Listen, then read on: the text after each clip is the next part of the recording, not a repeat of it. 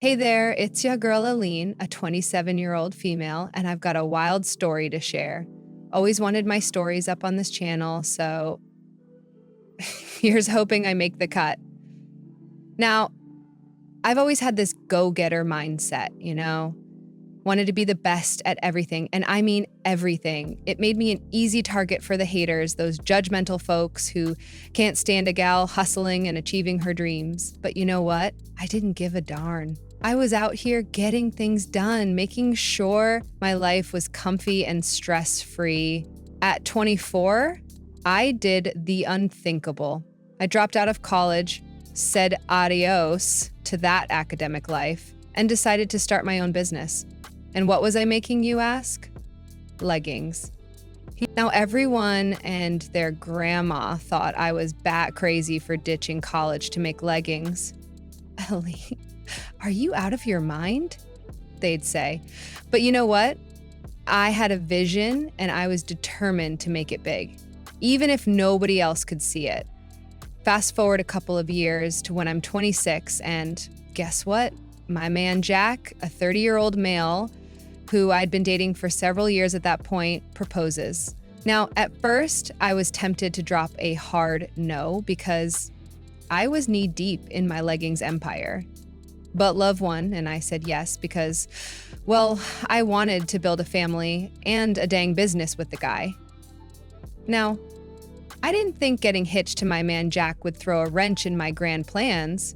But boy, was I wrong. The leggings empire I was building didn't exactly take a nosedive. I mean, how could it with me running the game? But it sure as heck wasn't soaring to the heights I wanted. And you want to know why? Enter Gail, a 60-year-old female, and Jennifer, a 30-year-old female. The big bad bosses of the family, often referred to as scary grandma and scary auntie for their iron-fisted rule over family matters. Now, I ain't heartless or stupid. I understood why Gail ruled with an iron fist. I mean, raising twins on her own after Jack's sorry excuse for a father abandoned ship must have been really rough on her. And that tough-as-nails parenting style of hers, yeah, it rubbed off on Jennifer too. They ran the show with a heavy hand because of their poor coping mechanisms. I was studying psychology before I dropped out, so I know a thing or two about this stuff. Surprisingly, Jack wasn't a mirror image of his mother and sister. The dude wasn't a raging B-word like the other two, but hey, I wasn't about to question it. Sometimes you just roll with the punches and be grateful. As the wedding preparations kicked into gear, I got a front row seat to the control freak show that was Jennifer and Gail. I knew it was bad, but this was the first time I had to constantly witness it, and it was a lot. Now, like I said, I get it. Jennifer, unmarried and with a heartbreak tale of her own, and Gail, still dealing with the aftermath of her deadbeat ex. I get it. Life's thrown them some curveballs, so being the good Christian woman I was raised to be, I decided to put my pride aside and let them essentially enjoy the wedding experience they never truly got to have.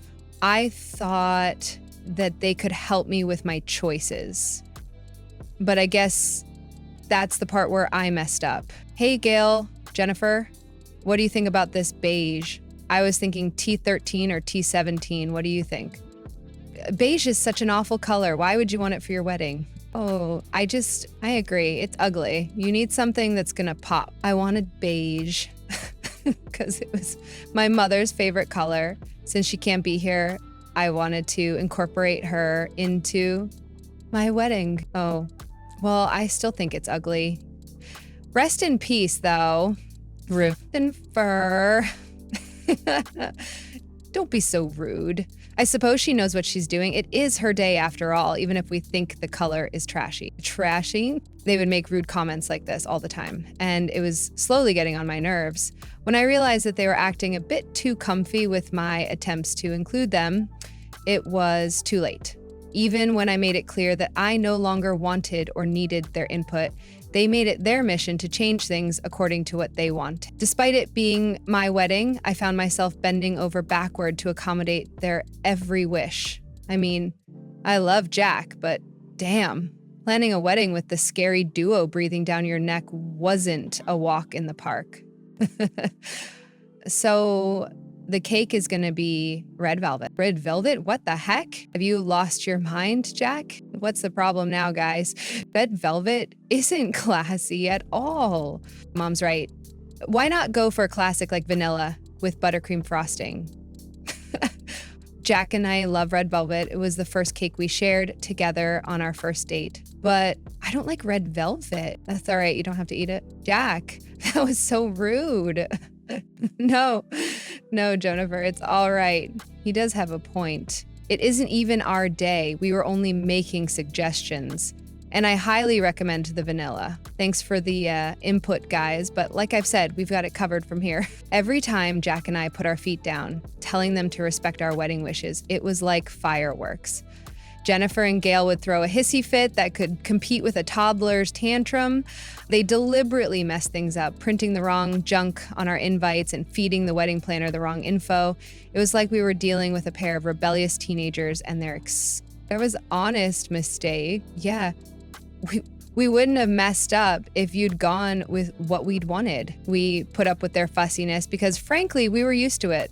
But y'all, there comes a point where even the most patient and kind souls say, enough is enough, consume me. And that breaking point, it was when Jennifer and Gail had the audacity to tell me to slow down my legging sales. Could you believe it? They claimed it would take away from focusing on the wedding and building our family. Now, I may be Texan, but I ain't buying that horse manure. I told them to take a hike and kept focusing on my sales. But, oh boy, that's when things went from bad to downright crazy. My leggings website suddenly and mysteriously got flooded with spam and hate from different accounts, saying the nastiest things about my business. You can say a lot of crap about me. You could even spit in my face. But when it comes to my business, I promise you cannot talk about my business and the things I work hard in. I take pride in my work and nobody can fault me for my quality. Now, here's the kicker. Jennifer and Gail seemed a little too happy about it. Yeah, you heard that right. Their faces practically lit up like a Christmas tree when I told them about the decline in sales. I don't understand why this would happen. Who would do such an awful thing? Honestly, maybe this is a good thing. Why would you say that? She doesn't mean anything by it. Yeah, I just mean that this can be seen as a good thing because you now have time for the wedding. But I don't want my business to go under. I don't think that's gonna happen. You're just gonna take a small break. That's all. Something about their lack of concern set off alarm bells in my head. Call it intuition or call it instinct, but I started getting suspicious. Did they have something to do with the whole mess? It was a thought that slithered into my mind and I couldn't shake it off. But, and it's a big but, I didn't want to bring it up to Jack. They were his blood after all, and I didn't want to drop a bomb that could potentially detonate our relationship. So I bit my tongue and focused on getting my business back on track. Fast forward to the wedding, and boy, it was a ride. Despite the crap Jennifer and Gail pulled, Jack and I managed to have a good day filled with love and joy.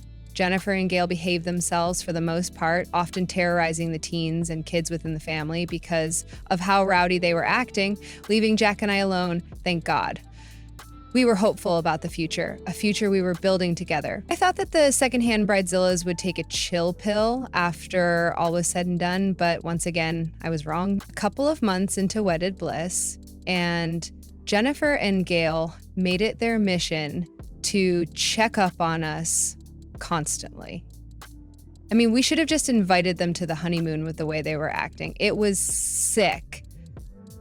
They would always nitpick at everything, saying how they would do things differently, and it was getting on my nerves. Now, skip ahead a bit more, and their shenanigans didn't stop.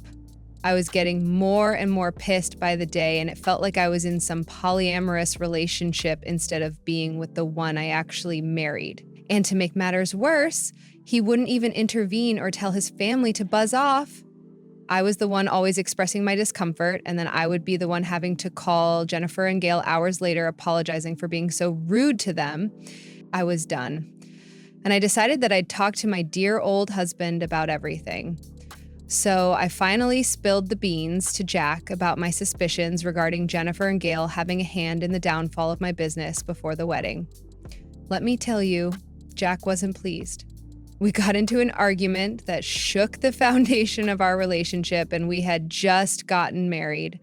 What the hell are you saying, Aline? Look, even you have to admit that this is crazy. How could the hate come out of completely nowhere? And I should be flattered that you'd think they'd be smart enough to do that, but my mom doesn't even know how to use Google, and Jennifer has better things to do. If I'm wrong, I'm wrong, but this isn't coming from nowhere and you know it. Could you blame me?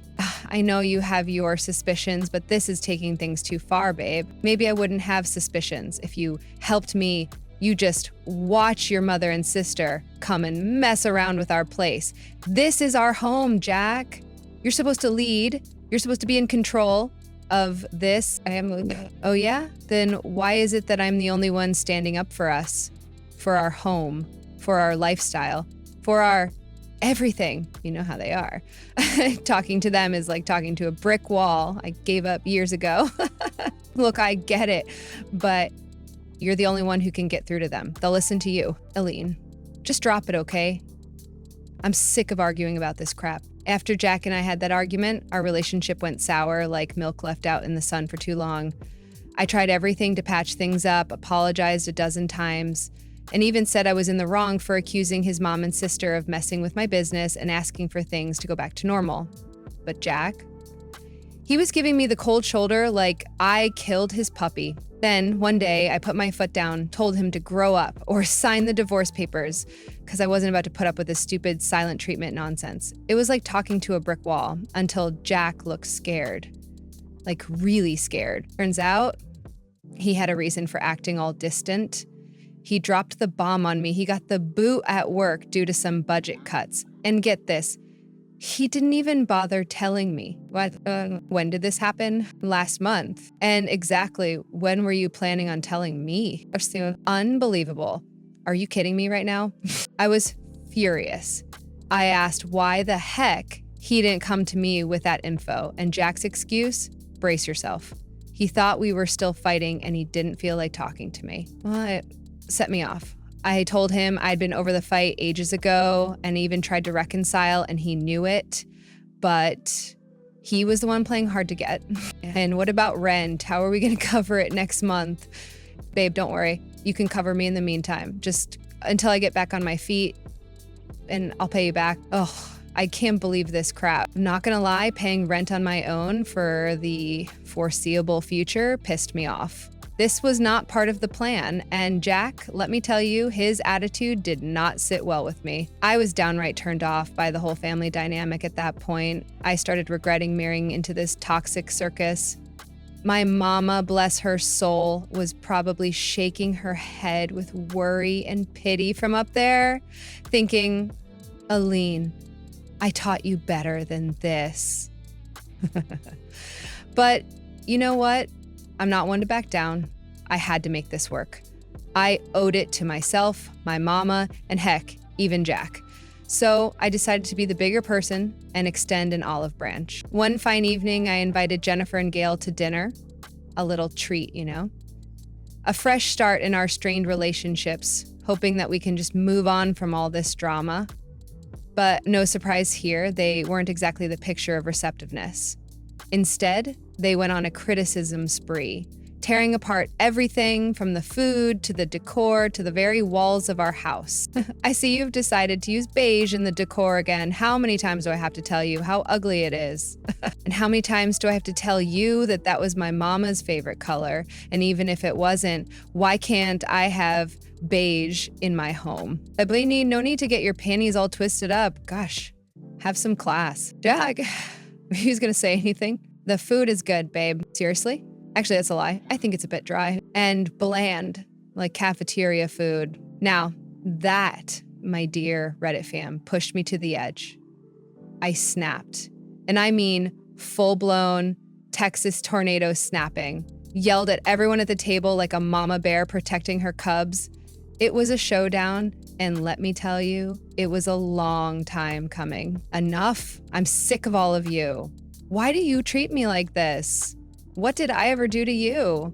Why do you gotta nag at every little thing I do? Hem, how dare you? Shut up, Gail. I'm sick of that mouth. I was yelling my frustrations, trying to make my voice heard, but it was like trying to outshoot a tornado. 3 against 1, and I could see the storm brewing. Jennifer, Gail, and even Jack chimed in, telling me I was being dramatic. Gaslit? Oh, you bet. I felt like I was drowning in a sea of disbelief and frustration. But hold on to your hats, 'cause it gets even wilder.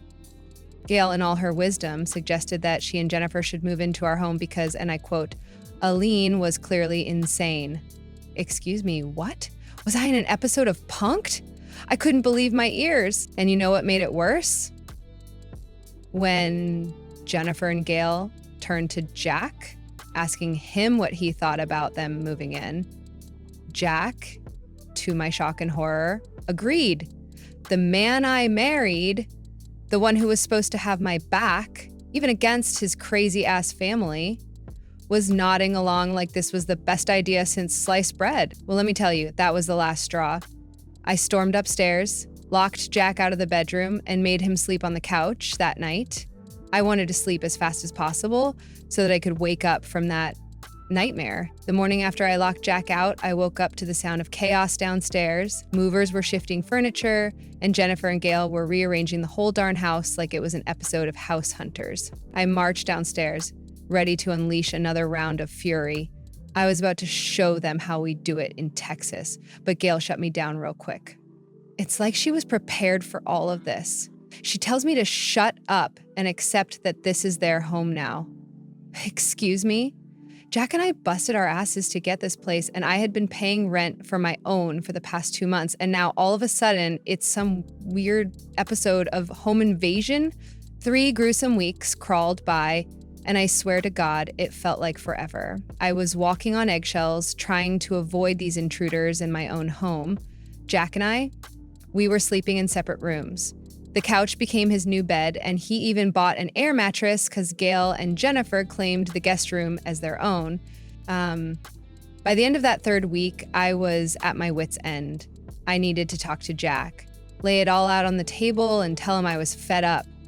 But, before I could, Gail and Jennifer approached me, evil smirks plastered on their faces like the Joker.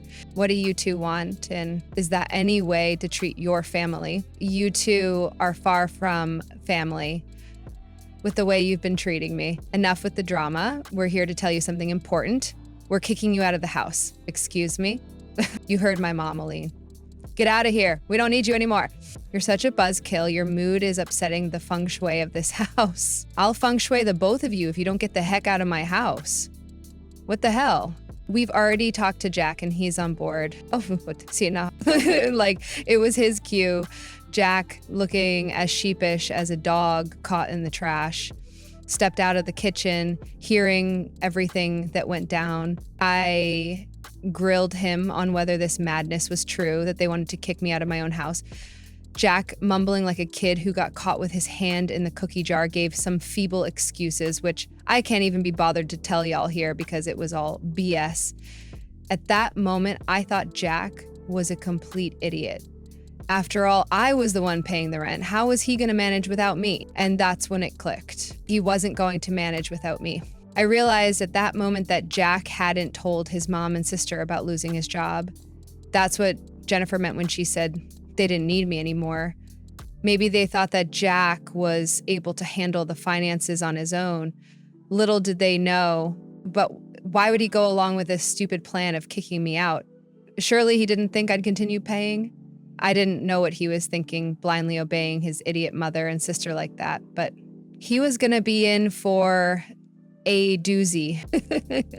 Hello? Are you even listening? And she's too stunned to speak. How pathetic. I kept quiet and started quietly packing some things of mine. And oh boy, the smug comments and laughter from Jennifer and Gail were as irritating as a mosquito in a Texas summer. But I bit my tongue, y'all. Kept my mouth shut because revenge is a dish served best cold. Before walking out that front door, I dropped a bomb on them. I reminded Jennifer and Gail about the rent, which was $7,500 per month. They scoffed, saying Jack would cover it. But here's where the mic drop moment happened. I revealed that Jack had been fired a couple of months ago, couldn't pay rent, and it was yours truly covering the bills. The looks on their faces, priceless. What do you mean, Jack? What the hell is she talking about? Answer us. Yeah. Is this true? Yes, it's true. Okay. I lost my job, but since you're all so comfortable with me leaving, I'm sure that means that you have the means to pay for this place. Jennifer and Gail were now begging me to stay, a complete 180 from their snarky and nasty attitudes from earlier, claiming they had no clue I was not only the breadwinner, but the sole earner. Jennifer even said she admired me for putting up with her stupid brother, but I just looked at them, shook my head, and called them pathetic. And to that point, I declared I was done with this circus called marriage, and said I would send some divorce papers flying into Jack's email. As I made my exit, Jennifer begged me to stay, and Gail went full-on yelling mode at Jack, demanding to know why he lied about having all that money. I'm guessing he lied about having money for some reason. Maybe that's when the women got the crazy idea to kick me out, since they thought they had it made in the shade now. Idiots. All of them. The whole scene was embarrassing, to be honest. I couldn't believe I had stooped this low, but revenge tasted sweeter than a sweet tea. True to my word, I left and I didn't pay the rent that was due soon. Jennifer, Gail, and Jack blew up my phone for the next couple of days, begging me to come back and pay rent, at least for that month only, and then they'd figure out the rest. Could you imagine the nerve? All I said was, tell Jack to sign the divorce papers, because I want nothing to do with y'all. Since they couldn't pay the rent, they got kicked out of the house and left stranded and homeless for a while. As for what they're up to now, I have no clue, and honestly, I don't care. But one thing's for sure, I'll always remember the look of horror on Jennifer and Gail's faces when they realized they got played by me. Remember, folks, karma is only a witch if you are.